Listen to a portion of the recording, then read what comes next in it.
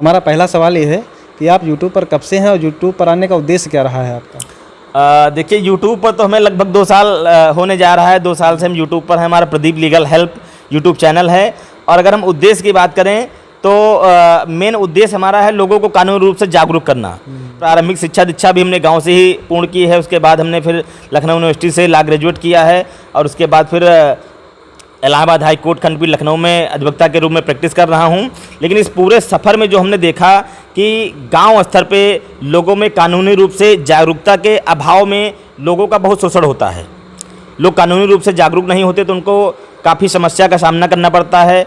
उनके शोषण का मुख्य जो कारण हमको समझ में आया वो समझ में ये आया कि वो कानूनी रूप से जागरूक नहीं हैं। तो अगर लोग कानूनी रूप से जागरूक होंगे तो कहीं ना कहीं हमारे क्षेत्र का, हमारे समाज का, हमारे देश का विकास होगा। आम जनता तक कानूनी जानकारी पहुंचाने के लिए हमने Pradeep legal help YouTube channel create किया और उस पर लगभग 750 से भी ज़्यादा कानूनी रूप से हर एक छोटी बड़ी जानकारी को बहुत ही सहजता से समझाने का प्रयास किया है, जिसको लोग पसंद भी करते हैं। काफ़ी आप लोगों का प्यार मिला उस पर। जो हमारा चैनल प्रदीप लीगल हेल्प है, काफ़ी आप लोगों ने उस पर प्यार दिया।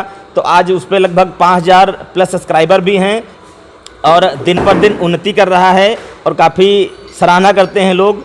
तो ये सब आप लोगों का प्यार है और मेन उद्देश्य जो था वो था कि लोगों को कानूनी रूप से जागरूक करना, सिर्फ और सिर्फ यही उद्देश्य। बहुत अच्छा कार्य कर रहे हैं आप, लोगों को जागरूक कर रहे हैं कानून से।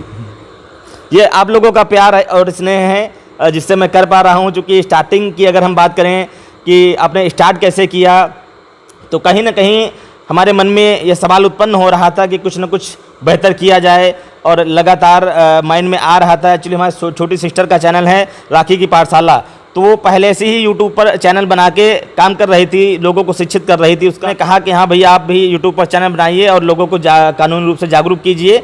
लेकिन कहीं ना कहीं हम सोच रहे थे कि कहाँ से शुरू करें, कहाँ पे ख़त्म करें, क्या करें। माइंड में काफ़ी कुछ चल रहा था। तो उसके बाद एक दिन हम अपने ही अटैया रेलवे स्टेशन पर खड़े थे, तो हमारे एक परम मित्र विकास यादव जी से मुलाकात हुई। तो कुछ चर्चा हुई उनसे, तो उन्होंने कहा कि प्रदीप तुम यूट्यूब चैनल बनाओ और लोगों को कानूनी रूप से जागरूक करो। और सबसे बड़ी चीज़ यह है कि उन्होंने कहा कि यार तुम कर सकते हो। काफ़ी लोग सोचते हैं लेकिन कर नहीं पाते, लोग करते हैं तो सोचते नहीं हैं। लेकिन आपके अंदर वह दोनों क्वालिटी हैं, आप सोचते भी हो और कर भी सकते हो।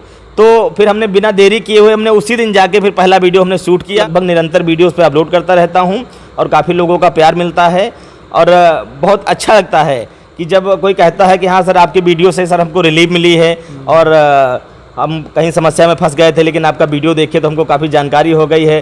कई विधि के छात्र हैं, जो कानून के छात्र हैं, वो भी हमारा चैनल देखते हैं कि सर हमको एग्ज़ाम देने जाना था LLB का, तो सर हम आपको फॉलो करता हूँ, आपका यूट्यूब चैनल देखता हूँ, तो काफ़ी जानकारी वहाँ से मिलती है। अभी हमने उस पर एक नया एपिसोड शुरू किया है, वर्दी का जुनून। तो अभी जो मित्र हमारी UPSI की परीक्षा में बैठने जा रहे हैं उनके लिए हमने खासकर ये एपिसोड शुरू किया है, वर्दी का जुनून, जो प्रदीप लीगल हेल्प के माध्यम से लोगों को यह बताने का काम करेगा हमारा चैनल की IPC, CRPC और भारतीय संविधान के जो भी रोचक और इम्पोर्टेंट सवाल हैं वह हमारे चैनल पे देखने को मिलेंगे। अच्छा, आपने अपना प्रोफेशन वकील ही क्यों चुना? आप डॉक्टर क्यों नहीं बने, पुलिस सेवा में क्यों नहीं गए, आर्मी में क्यों नहीं गए, ऐसा क्यों? देखिए, बहुत अच्छा सवाल किया आपने। चूँकि बचपन में जो भी हमारी स्कूलिंग लाइफ थी तो उसमें हमारी जो आगे का सपना था कि हमको पहले तो फोर्स में जाना है, हमको जो है आर्मी ऑफिसर बनना है। हमने NCC भी किया है। NCC करने के बाद कई बार हमने ट्राई भी किया है, कई बार हम भर्ती देखने भी गए हैं, एग्ज़ाम भी दिया है। लेकिन दुर्भाग्य रहा हमारा कि हमारी हाइट नहीं थी। उसके बाद भी हमने निरंतर प्रयास किया कि हम बाबू रैंक की देख लें, उसमें हाइट कम ली जाती है। लेकिन साथ में ये भी था कि ये तो कहीं ना कहीं हमको मालूम ही था कि हाइट नहीं है तो कहीं ना कहीं आर्मी में तो नहीं हो पाएगा, हम इस लायक नहीं। लेकिन फिर हमने सोचा कि अगर आर्मी में नहीं होता है तो फिर हम एज अ वकील फिर समाज सेवा करेंगे। और वकील चुनने का जो मेन हमारा कारण था कि वकालत जो है, वकालत का पैसा सिर्फ और सिर्फ पैसे कमाने का पैसा नहीं है, यह एक तरीके से समाज सेवा है। वकालत को समाज सेवा ही कहेंगे और हम समाज सेवा के रूप में ही वकालत करते हैं, ना कि पैसे कमाने के लिए। चूँकि ये आम बात है कि लोगों ने आज की डेट में पैसे कमाने का एक पेशा बना दिया है वकालत को, लेकिन हम आज भी समाज सेवा के उद्देश्य से ही वकालत करते हैं। और यही शुरुआत से हमारी सोच थी कि हम वकालत में लाइन में आके और हम लोगों को जो भी समस्या होगी उनको जानेंगे, समझेंगे और कानूनी रूप से जो भी उनकी प्रॉब्लम होगी उसको ख़त्म करेंगे, उनकी मदद करेंगे। तो एक तरीके से समाज सेवा है। वकालत पैसे कमाने का पैसा बिल्कुल नहीं है, समाज सेवा है। और इसको चुनने का मेन उद्देश्य हमारा यही था कि लोगों का प्यार मिलेगा। पैसा रुपया कमाना तो एक आम बात होगी, लेकिन लोगों का प्यार बहुत ही जो है इम्पोर्टेंट है। जब किसी पीड़ित व्यक्ति जो होता है, जो रोते हुए आता है, उसका काम हो जाता है, या किसी का कोई लड़का होता है, कोई भाई होता है, तो वो अगर निर्दोष गलत तरीके से फंसा दिया गया, जेल में बंद कर दिया गया और उसकी रिहाई हमारे माध्यम से होती है, उसकी रिहाई करवाते हैं, तो बेचारा रोते हुए आता है और हंसते हुए हमारे पास जाता है, तो जो सुख की अनुभूति होती है, तो ये हमारे लिए बहुत बड़ी चीज़ है। हमारे लिए, हमारे परिवार के लिए तो बहुत अच्छा लगता है हमें ये काम करते हुए। अगर पुलिस किसी को गिरफ्तार करती है तो ये गिरफ्तारी का कारण पूछ सकते हैं? बिल्कुल पूछ सकते हैं। या तो गिरफ्तार जो व्यक्ति होता है उसका अधिकार होता है, और सीआरपीसी की धारा 50 में यह प्रावधान किया गया है कि जिस व्यक्ति की गिरफ्तारी की जा रही है उसको यह जानने का अधिकार है कि गिरफ्तारी क्यों की जा रही है, और वह पुलिस से यह भी कह सकता है कि जहां से उसको गिरफ्तार किया गया है वहां से वो गिरफ्तारी का मेमो बना ले। गिरफ्तारी का मेमो जो होता है, जो व्यक्ति गिरफ्तार होता है उसके परिवार के किसी सदस्य का साइन करवाना होता है, या उस लोकेलिटी के जहां पर वो गिरफ्तार किया जा रहा है उस लोकेलिटी का कोई भी सम्मानित व्यक्ति होता है, उसके साइन करवाने आवश्यक होते हैं। पुलिस को, या पुलिस की ड्यूटी है, और पुलिस बताएगी कि आपको क्यों गिरफ्तार किया जा रहा है। जैसे कि आपने देखा होगा कि अभी हाल ही में पूर्व आईपीएस अधिकारी अमिताभ ठाकुर की गिरफ्तारी हो रही थी, तो उसमें वीडियो जो वायरल हुआ था उसमें दिखाया जा रहा था कि वो लगातार कह रहे थे कि हमको गिरफ्तारी का कारण बताइए, हमको एफआईआर कॉपी दीजिए कि हमको गिरफ्तार क्यों किया जा रहा है। तो अगर पुलिस ऐसा नहीं करती है तो या फिर जो मुलजिम होता है जिसकी गिरफ्तारी हो रही है उसके लिए भविष्य में काफ़ी फ़ायदा करेगी, क्योंकि जब उसकी बेल होगी या फिर उसका विचारणा मुकदमा होगा न्यायालय में, और वहाँ पर यह चीज़ प्रूफ हो पाएगी कि पुलिस ने गिरफ्तारी का कारण नहीं बताया था, दबाव बनाकर ज़बरदस्ती गिरफ्तार कर लिया था, गिरफ्तारी का मेमो नहीं बनाया था, अर्थात सीआरपीसी की जो भी धाराएं हैं उनका पालन नहीं किया था। जैसे कि कहा जाता है कि गिरफ्तारी का कारण जानने का अधिकार है, और पुलिस जब गिरफ्तार करती है तो 12 घंटे के अंदर जो मुलजिम व्यक्ति होता है उसके परिवार वालों को बताने की जो ड्यूटी होती है पुलिस वालों को, कि जब किसी व्यक्ति को गिरफ्तार करोगे तो 12 घंटे के अंदर उसके घर वालों को सूचित करोगे कि फला व्यक्ति की गिरफ्तारी फला कारणों से हो गई है, और 24 घंटे के अंदर मजिस्ट्रेट के समक्ष पेश कराओगे। ये नहीं है कि गिरफ्तार कर लिया है तो 24 घंटे से ज़्यादा थाने पे बैठाए हो, जोर दबाव बना रहे हो। हाँ, ये अलग बात है कि पुलिस करती है, लेकिन अगर ऐसा करती है, अगर आप साबित कर लेते हैं तो आपको आगे काफ़ी फ़ायदा मिलेगा मुकदमे में। जी, हमारा दूसरा सवाल ये है कि अगर किसी व्यक्ति पर फर्जी मुकदमा लग जाए तो उससे वो कैसे बच सके? पावर और पैसे का गलत उपयोग करते हुए, मिथ्या आरोप लगाकर, गलत तरीके से मनगढ़ंत कहानी बनाकर यदि किसी व्यक्ति को फर्जी किसी केस में फंसाते हैं और वह व्यक्ति वास्तव में निर्दोष है, बेगुनाह है, तो उसको घबराने की बिल्कुल ज़रूरत नहीं है। सबसे पहले तो उसको अपनी बेगुनाही के सबूत इकट्ठा करने चाहिए, जैसे कि ऑडियो रिकॉर्डिंग, वीडियो रिकॉर्डिंग या फोटोग्राफ्स आदि, या फिर जब घटना हुई थी, जो भी कथित घटना है जिस घटना में उसको संबद्ध करके जेल भेजने की धमकी दी जा रही है या गिरफ्तार किया जा रहा है, तो उस समय वो वहाँ पर थे ही नहीं, कहीं बाहर था, तो वहाँ का कोई एयर टिकट, बस टिकट, रेल टिकट, या किसी होटल में रुका था वहाँ का कोई प्रूफ। तो सबसे पहले मोटा मोटा हम यह मान लें कि हमको बेगुनाही के सबूत इकट्ठे करने चाहिए। अपने अधिवक्ता के माध्यम से आर्टिकल 226 के तहत आप जो एफआईआर क्वेसिंग में जा सकते हैं। तो माननीय उच्च न्यायालय के पास यह पावर होता है कि आपके विरुद्ध जो भी फर्जी एफआईआर दर्ज हुई है उसको नष्ट किया जा सकता है, क्वेश कर सकता है। जी, अगर पुलिस किसी के साथ हाथापाई करती है या गाली गलौज करती है तो उस स्थिति में जनता क्या करे? देखिए, जाहिर सी बात है कि अगर पुलिस किसी के ऊपर हाथापाई करती है तो जनता उसके खिलाफ एक्शन ले सकती है। ऐसा नहीं कि वो पुलिस वाले हैं, वर्दीधारी हैं, तो उनके खिलाफ एक्शन नहीं लिया जा सकता है, उनकी भी शिकायत की जा सकती है, उनके भी विरुद्ध एफआईआर दर्ज कराई जा सकती है। ऐसा नहीं है कि वो पुलिस हैं, वर्दीधारी हैं तो मतलब किसी के साथ कोई भी मिसबिहेव करेंगे। अगर ऐसा कहीं पर करती है तो उनका वीडियो बनाओ, या फिर जो भी साज सबूत आपके पास हैं तो उसके तहत उनके जो आला अफसर होते हैं उनसे उनकी शिकायत करो। अगर वहाँ से भी सुनवाई नहीं हो पा रही तो आप फिर न्यायालय का सहारा ले सकते हैं और उनके विरुद्ध भी एफआईआर दर्ज हो सकती है। अधिकतर लोग आईपीसी में और सीआरपीसी में अंतर नहीं समझ पाते हैं, तो सीआरपीसी में और आईपीसी में क्या अंतर होता है? देखिए, आईपीसी का मतलब होता है इंडियन पेनल कोड, इसको हिंदी में कहते हैं भारतीय दंड संहिता, और इसको 2 नामों से जाना जाता है हिंदी में, भारतीय दंड संहिता और दूसरा होता है भारतीय दंड विधान, और इसको उर्दू में कहते हैं ताजराते हिंद। जैसे कि फिल्मों में देखा होगा आपने कि जज साहब कहते हैं कि ताजराते हिंद की दफ़ा 302 के फांसी की सज़ा सुनाई जाती है। तो ये जो ताजराते हिंद है ये कुछ और नहीं बल्कि अपनी आईपीसी है। और आईपीसी और सीआरपीसी में अंतर क्या है, हम इस बात पे आते हैं। तो जो आईपीसी है हमारी इंडियन पेनल कोड, तो इसमें अपराध बताया गया है और अपराध के लिए दंड बताया गया है कि कौन सा अपराध करोगे तो उसमें कितना दंड मिलेगा। कितना जुर्माना होगा, ये चीज़ आपको आईपीसी में मिलेगी। लेकिन जो सीआरपीसी है, क्रिमिनल प्रोसीजर कोड, इसमें प्रक्रिया बताई गई है कि किस अपराध में गिरफ्तारी कैसे होगी, जमानत कैसे होगी, रिहाई कैसे होगी। तो जो प्रोसेस है वो भारतीय दंड प्रक्रिया संहिता सीआरपीसी है, और जिसमें दंड बताया गया है, जुर्माना बताया गया है, वो हमारी आईपीसी है, भारतीय दंड संहिता। यह 1860 का कानून है। थोड़ा सा डीप इसके बारे में बताएं, चूँकि कई सारे दर्शक हमारे जो यूपीएसआई की तैयारी वगैरह कर रहे हैं उनके लिए बहुत ही इंपॉर्टेंट क्वेश्चन है कि यह 1860 का कानून है। 1834 ईस्वी में सबसे पहले विधि आयोग का गठन हुआ, जिसके चेयरपर्सन लॉर्ड मैकाले साहब थे। उसका हम बात करें कि धाराओं की, तो आईपीसी में टोटल 511 धाराएं और 23 चैप्टर हैं। तो ये है हमारी आईपीसी। तो आशा करते हैं कि आप आईपीसी और सीआरपीसी में डिफरेंस समझ गए होंगे। अक्सर देखा जाता है कि जो बलात्कार और छेड़छाड़ जैसे मुकदमे होते हैं फर्जी होते हैं। अगर कोई लड़की या फर्जी बलात्कार ऐसे मुकदमे लगाती है तो उन पर क्या समाधान कर सकते हैं? जाहिर सी बात है कि अगर कोई गलत तरीके से आप पे कोई भी आरोप लगा रहा है तो आप उच्च न्यायालय की शरण ले सकते हैं। आर्टिकल 226 के तहत, जैसा कि हमने पहले बताया, कि आप साज सबूतों और गवाहों के आधार पर अपने अधिवक्ता के माध्यम से माननीय उच्च न्यायालय का दरवाजा खटखटा सकते हैं। और आपके साज सबूतों, गवाहों और दलीलों के आधार पर यदि माननीय उच्च न्यायालय को लगता है कि वास्तव में आप बेगुनाह हैं, निर्दोष हैं, तो आपके विरुद्ध जो भी आरोप लगाया गया है, जो भी एफआईआर दर्ज की गई है, उसको निश्चित तौर पर उसको नष्ट करने का, उसको क्वेश्चन करने का अधिकार माननीय उच्च न्यायालय को है। तो बिल्कुल भी घबराने की जरूरत नहीं है। और यहाँ पे बताना चाहूँगा कि एफआईआर हो जाती है, किसी को गलत तरीके से फंसा दिया जाता है, तो यहाँ पे और भी प्रावधान है। पहला तो हो गया कि आप एफआईआर क्वेश्चनिंग में जा सकते हैं, जो भी साज सबूत गवाह आपके पास हैं उनके आधार पर अपने अधिवक्ता के माध्यम से माननीय उच्च न्यायालय के समक्ष क्वेश्चनिंग में जा सकते हैं। और दूसरा अभी आ गया एंटीसिपेटरी बेल, जिसको बोलते हैं अग्रिम जमानत। अग्रिम जमानत से अभिप्राय गिरफ्तारी के पहले ही जमानत। ये धारा 438 सीआरपीसी का है। यह प्रावधान यूपी में अभी हाल ही में लागू हुआ, इसके पहले नहीं थी। तो एफआईआर होने के बाद यदि आपको एंटीसिपेटरी बेल यानी कि अग्रिम जमानत मिल जाती है, तो इस स्थिति में पुलिस आपको गिरफ्तार नहीं करेगी और जांच करेगी मामले की। एफआईआर दर्ज करने के बाद फिर आप जांच करेगी। जांच में मामला सही पाया गया तो फिर चार्जशीट लगा देगी, आरोप पत्र लगाएगी न्यायालय में। यदि मामला झूठा पाया गया तो फिर उसमें एफआईआर लगा देगी, फाइनल रिपोर्ट लगा देगी। लेकिन इस बीच आपकी गिरफ्तारी नहीं होगी।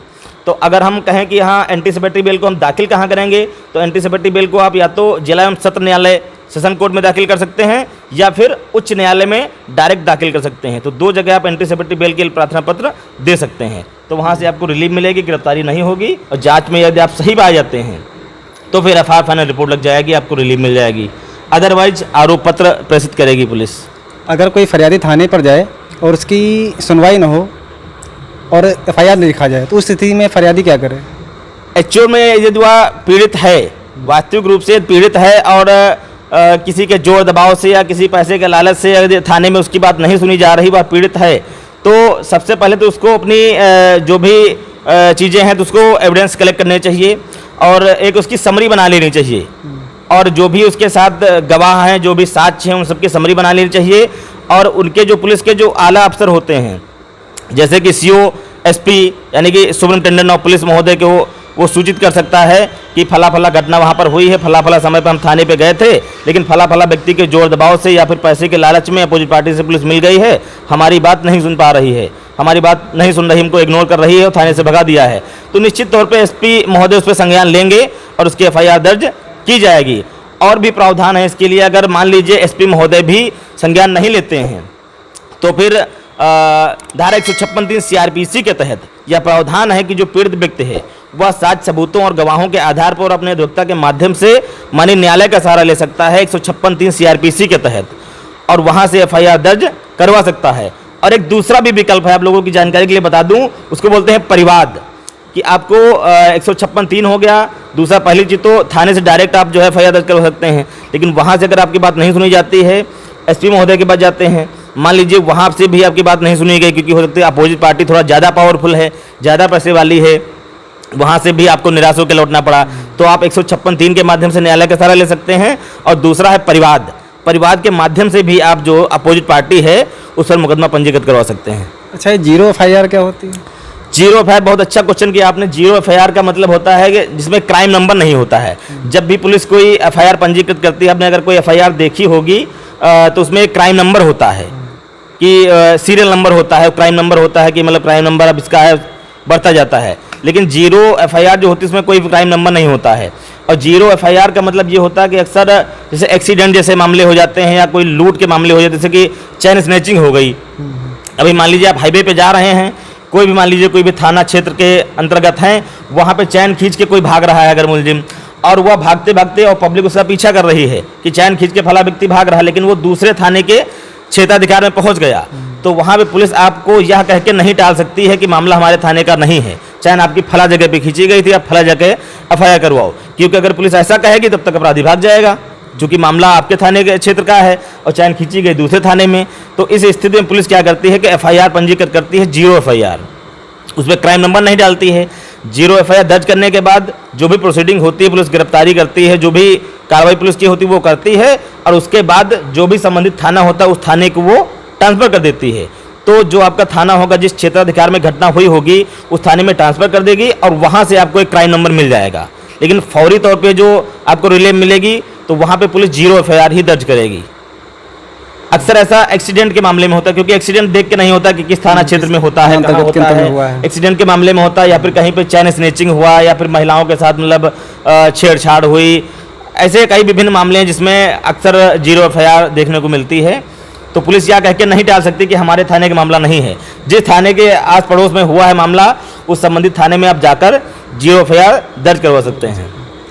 अगर कोई बालिग लड़का है और लड़की है और जाति में हो या अंतर जाति हो, अगर भागकर शादी करता है तो क्या पुलिस कार्रवाई कर सकती है उस पर? बिल्कुल नहीं करेगी। अगर बालिग है, देखिए बालिग होने का मतलब यहाँ पर सिर्फ और सिर्फ 18 वर्ष की आयु पूर्ण करने से नहीं है, क्योंकि यह चीज़ कन्फर्म कर देना यहाँ पे थोड़ा सा आवश्यक होगा। लोग समझते हैं कि 18 साल के हो गए हैं, बालिग हो गए हैं, तो 18 साल के हो गए हो, बालिग हो गए हो तो अच्छी बात है, लेकिन सिर्फ आप वोट देने के लिए बालिग हो गए हो।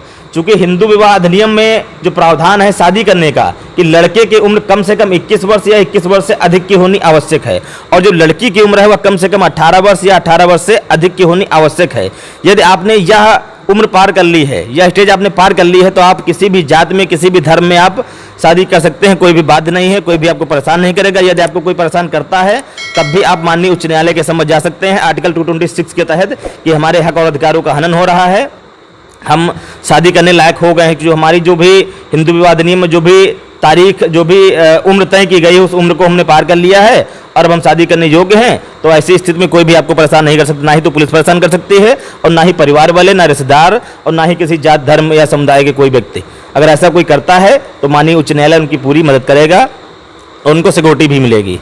अक्सर देखा जाता है कि अगर होटल में कोई लड़का लड़की है तो पुलिस उसको गाली गलौज करके, अभद्रतापूर्ण व्यवहार करके करती है, ऐसा करती है, तो क्या ऐसा करना सही है? बिल्कुल गलत है। अगर ऐसा कहीं पर होता है तो आप उससे क्वेश्चन पूछ सकते हैं।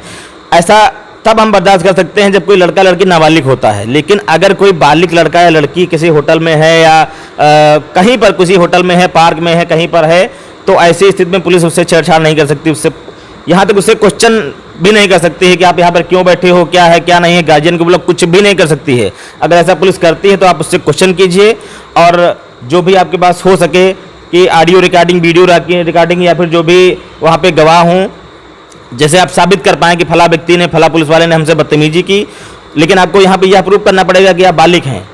शर्त यह है कि आप नाबालिग ना हो, तो आप किसी भी होटल में रुक सकते हैं, किसी भी पार्क में जा सकते हैं, कहीं पर बैठ सकते हैं, पुलिस आपको डिस्टर्ब नहीं करेगी। क्योंकि माननीय सुप्रीम कोर्ट का यह जजमेंट है, माननीय सुप्रीम कोर्ट की यह रूलिंग है कि कोई भी बालिग लड़का या लड़की किसी भी जात धर्म समुदाय का हो तो अपनी इच्छा से कहीं पर भी रह सकता है। दूसरी भाषा में इसको कहें तो इसी को कहते हैं लिव इन रिलेशनशिप। अगर वह एक पति पत्नी की हैसियत से भी साथ में रहता है तब भी उस पर कोई भी जोर दबाव नहीं बनाया जा सकता, उनको अलग नहीं किया जा सकता है और कोई भी डिस्टर्ब नहीं कर सकता है, लेकिन शर्त यह है कि वह बालिग होनी चाहिए। तो इसी को लिव इन रिलेशनशिप कहते हैं। अच्छा, अधिकतर प्रेमी जोड़ों को कोर्ट मैरिज करने में काफ़ी प्रॉब्लम होती, तो अगर होती प्रॉब्लम नहीं, अगर कोई करना चाहे तो क्या उसकी विधि क्या है, कैसे करे वो कोर्ट मैरिज? देखिए, कोर्ट मैरिज करने के लिए सबसे पहले तो यह देखना होगा कि उम्र कितनी है। जैसा कि हमने पहले बताया कि हिंदू विवाह अधिनियम में यह प्रावधान है कि लड़के की उम्र कम से कम 21 वर्ष से अधिक की होनी चाहिए और लड़की की उम्र कम से कम 18 वर्ष या इससे अधिक की होनी चाहिए। उसके बाद चाहिए होता है डॉक्यूमेंट्स, क्योंकि प्रॉब्लम जो आपने बताया कि प्रॉब्लम होती है, तो प्रॉब्लम सबसे बड़ी प्रॉब्लम ये होती है कि लोग डॉक्यूमेंट्स ही कलेक्ट नहीं कर पाते, क्योंकि भाग के शादी करते हैं, आईडी उनके घर पे छूट जाती है। कौन से डॉक्यूमेंट लगते हैं? कौन से डॉक्यूमेंट? बहुत इंपॉर्टेंट क्वेश्चन किया, क्योंकि जो भी मित्र प्रेम विवाह करना चाहते हैं, अर्थात कोर्ट मैरिज करना चाहते हैं, उनके लिए क्वेश्चन बहुत ही इंपॉर्टेंट है। डॉक्यूमेंट्स के लिए अभी प्रेजेंट में ये हो गया कि 3 आईडी लगती हैं। पहला तो आइडेंटिटी प्रूफ, बर्थ प्रूफ और एड्रेस प्रूफ। ये 3 आईडी लड़की की लगती हैं और सेम 3 जो होती है लड़के की लगती हैं, प्लस 2 विटनेस होने चाहिए। और लेकिन शर्त यही है कि वह पूर्णतः बालिग होना चाहिए। बालिग का मतलब जो हमने उम्र बताई हिंदू विवाह अधिनियम में, शादी करने की जो उम्र है या उम्र वो क्रॉस कर चुका हो, तो किसी भी जात धर्म समुदाय का हो शादी कर सकता है।